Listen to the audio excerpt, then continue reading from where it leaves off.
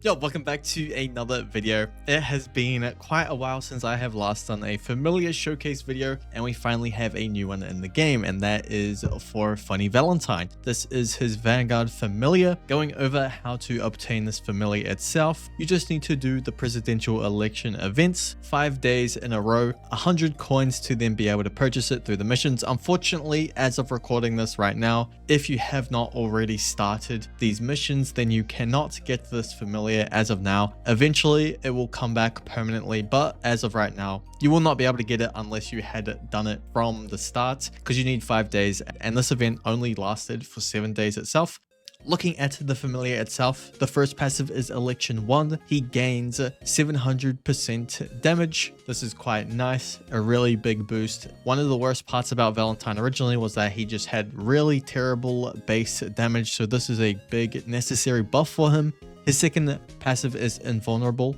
If this unit is sold while a clone is active, swap spots with the nearest clone. Takedowns now count from a gift from the other side passive as well, which is quite nice, because that was also another thing, is that he was required to be the one to kill those enemies to gain stacks for his ability, but now it's just takedown, so any assists also count towards it as well, which is quite nice. And his final passive is Mr. President. Uncaps available clones from This Is Another Me, generates one use of This Is Another Me every 10 seconds, and clones now take the range of the original. Overall, this is a pretty decent familiar. It's all about damage, so I would say it is not really a necessary familiar to go after. If you do have a monarch version of Valentine, this is a super strong familiar though. Really strong. I would say one of the best in the game currently, but I don't know if I'd recommend it rolling for Valentine as of now, because we are only days away from the anniversary. So I'd recommend just waiting, seeing what the anniversary has to offer. And if there is anything there that you don't really like, then you can then go back to Valentine and roll on him instead. But with that being said, let's get in game to showcase this familiar.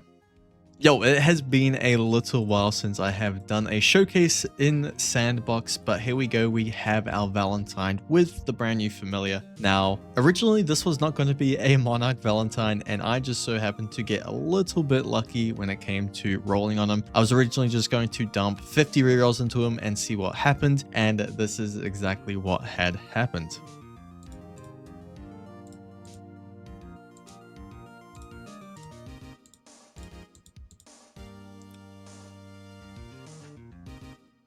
All right, that was pretty easy. No, thank you, game.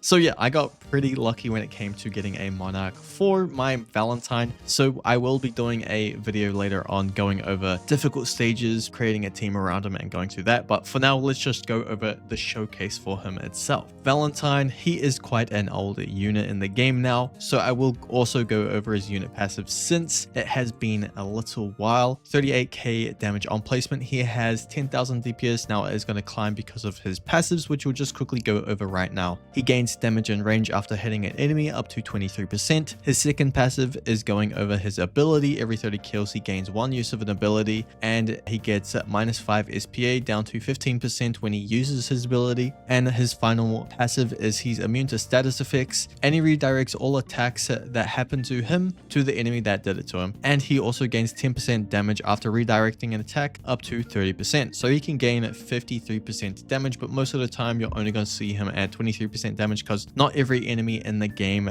does attack the unit. So we will just showcase him right now at 23%, and then a little bit later on I will show the whole 53% and the damage he can get there. So 13,000 DPS when he's fully built up. Pretty terrible range though, every 3.6 seconds, so he's not too bad. Really terrible AoE though. Going on to his second attack, it is a cross dimension slam for 15,000 yen. He goes up to 226,000 damage, and he has 40,000 DPS, which is pretty good. And then going on to his last one, it is a dual heart attack for 58,000 yen. He goes up to 78,000 DPS, 502,000 damage. And then finally, for 31,000 more yen, he goes up to 135,000 DPS at 816,000 damage. Pretty good. Now we can go ahead and lower his SPA. It is currently 6, but it can be lowered by 15% if we use 3 of his clones. As you can see right here, now he has a 5.1 SPA, and he's at 159,000 DPS. This is pretty accurate, the DPS meter right here, because he doesn't have any additional hidden multipliers. All the multipliers is just the ones that he does get here, and it is going up now because we are getting attacked, which is completely fine. We can let this build up. Since I was going to show this anyway, I can always just show what the clone damage will be like without the 30% buff later on. But as you can see, we are building up, and I'm pretty sure, yeah, there we go. So as you can see, his damage is up to 1 million damage when he is fully built up. I think it can be a bit higher. I think I have a low roll when it comes to the Z plus damage on my Valentine, and of course if you have a godly version then it would be a lot higher, but 1 million damage on this unit is pretty crazy. He can do a lot of damage. He's nearly at 200,000 DPS alone. Going and looking at his clones themselves, as you can see right here, they are doing 243,000 damage each every 4.8 seconds. So they're doing 50,000 DPS each. Each individual clone that you place down, 50,000 DPS. 10 of these clones would be adding onto the 198,000 DPS. You're already looking at 700,000 DPS with 10 of the clones down and him alone. So he is going to completely shred any boss in the game. He's going to do well by himself like this. Doesn't have a crazy AoE, but he has so much damage that it just doesn't really matter too much, even if he doesn't have as much AoE or anything like that. This is a pretty crazy unit. Looking at the other part of his familiar, my favorite part of this familiar is that you can place down a clone, and you have Valentine that can freely teleport between the clone basically. So if you sell the Valentine, it'll swap with the clone that is closest to him, which is really cool, and there is no cooldown. You can constantly